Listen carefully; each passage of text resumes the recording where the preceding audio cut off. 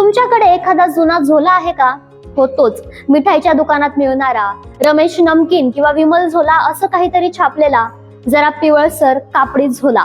जर हा झोला अजूनही तुमच्या घरात सापडत असेल तर तुमचं भाग्य उजळलंय, कारण जपानी लोक तो झोला आता फॅशन स्टेटमेंट म्हणून विकत घेतायत, तेही 4000 रुपयांना. भारतात जो झोला आपल्याला चहा घेतल्यावर मोफत मिळतो किंवा किराणाच्या दुकानात घ्या बाई म्हणून दिला जातो, तो झोला आता जगभरात इंडियन सुवेनियर बॅग म्हणून नाव कमावतोय. जपानच्या प्युक्को नावाच्या ब्रँडने या झोल्यांचं मार्केटिंग केलंय कल्चरल हँडमेड विंटेज म्हणून. आणि गंमत म्हणजे झोल्यावर काहीतरी अस्सल देसी लिहिलंय.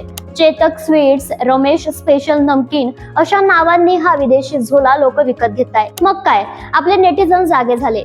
एक्स वर एकाने लिहिलं, आता नमकीनचा झोलाही लक्झरी झालाय. तर काहींनी विचारलं की हे विकत घेतं तरी कोण? कोणीतरी म्हटलं की चेतक स्वीट्स वाले आता कोर्टात जातील. हे प्रकरण एकटा झोल्यापुरतं नाहीये. भारतात 15ची मिळणारी मॅगी युके मध्ये 300 रुपयांना मिळते. गुड डे बिस्किट 10 रुपयाचं आपल्याकडे, तर ते तिकडे 100 रुपयाचं. आणि हापूस आंब्यांचे 6 फळं 2400 रुपयांना. म्हणजेच काय, आपण ज्याला साधं समजतो तेच तिकडे कल्चरल, आर्टिझनल, हँडमेड फॅशन म्हणून ओळखलं जाते.